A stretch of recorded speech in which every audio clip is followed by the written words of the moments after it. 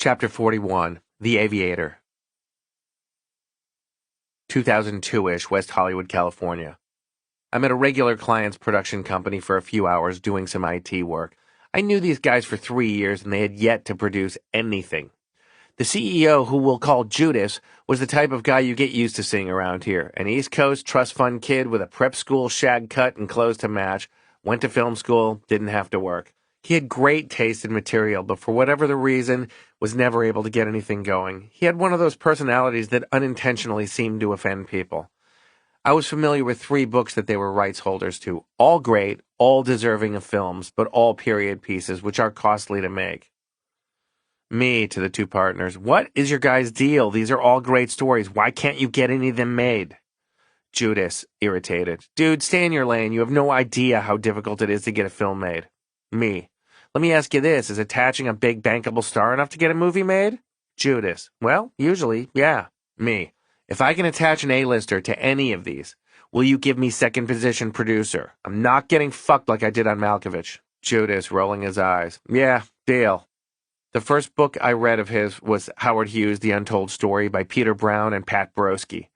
From childhood, I had admiration for Howard Hughes. He was more than a billionaire. He was a millionaire at 18. He devised the first drill bit to allow oil discovery through hard rock formations. He produced the costliest film ever made at the time. He set the world record for circumnavigating the globe via aircraft. He designed the world's largest aircraft. He put the first satellite into space. I was pre-sold on this project. My best friend at the time was the longtime girlfriend of Leo DiCaprio. Even though I saw this as a massive opportunity for everyone, I had to be careful. People are sensitive about their relationships. Rather than ask, I decided to take her temperature and began telling her about how amazing Howard's life was. As I got through the book incrementally, I would tell her more and more.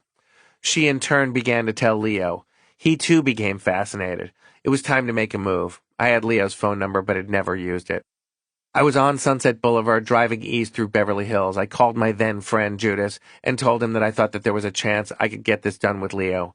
He mentioned that there were several Hughes projects in development, so it was urgent that we close this one quickly. I articulated the obvious. Getting Leo fresh off Titanic was the ultimate get. It would be checkmate and kill every other Hughes project.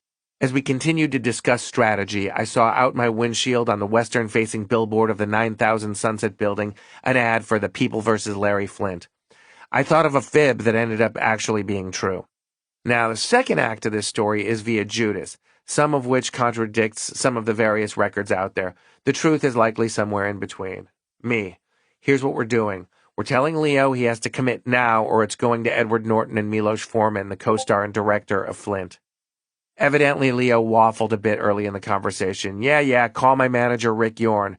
Judas wasn't comfortable but decided to try my Hail Mary and it worked. Leo. Edward Norton? He's not Howard. He's a scrawny, ugly pussy that went to Yale. I'm Howard. That was enough to get Leo, who was in the neighborhood, to drive straight to Judas's office on Melrose Avenue. They shook hands and began to chat. Judas asked Leo who he thought would be the right director. Leo didn't hesitate. He loved The Insider and liked the idea of Michael Mann. They called Mann. He came over. Mann explained that he was fully committed for the foreseeable future with Ali and Collateral. He did, however, insert himself as a producer in the project. Leo's second choice was Martin Scorsese, as he'd had a great experience with him on Gangs of New York. According to Judas, Michael Mann began acquiring the rights to other Hughes projects in a rather piggish attempt to push Judas and I out. Things got really ugly, really fast.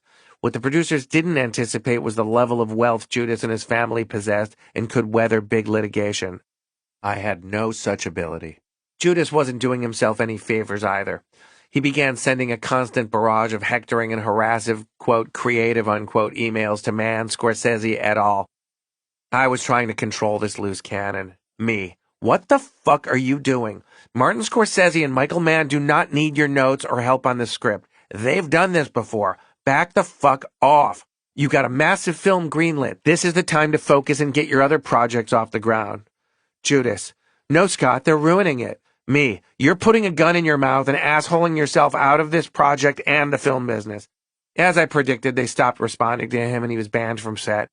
He ended up suing his way into fourth position producer. And me, as per usual, I got nothing. I couldn't find a contingency lawyer willing to fight a fight this big. I was asked out. I told Judas never to contact me again. About a year after the film's release, he reached out. Judas, I'd like us to talk. Me. There's nothing to talk about. We aren't friends, Judas. Judas, I'd like to make good on this. Me. Fine. Send me half your producer's fee. Judas, I would like to give you some money. He convinced me to come into the office. I didn't have the best attitude going into this meeting. I tried to convince myself to stay calm. I walked into his office on the 8200 block of Melrose Avenue. He stood to shake my hand. I put my hands in my pockets and sat down across from him. The first thing I noticed was the framed Academy Award nomination on the wall behind his desk. The second thing I saw was the Golden Globe statue on his desk for Best Picture. Me. You should have put that Golden Globe in the drawer. Judas, puzzled. Why would I do that? Me. I'm not going to do it, but I have an overwhelming urge to smash your skull to pieces with it right now. I deserve it more than you do. Judas. I know, but Scott, that's a little aggressive. Me. What do you want, Judas? Judas. I'd like to take you to lunch. Me. What do you want? He persisted and had a reservation at Pane e Vino on Beverly Boulevard. We sat down in a packed garden and he began to blubber. Judas. I'm really sorry. This was a really complicated deal. Me. Are you really crying right now?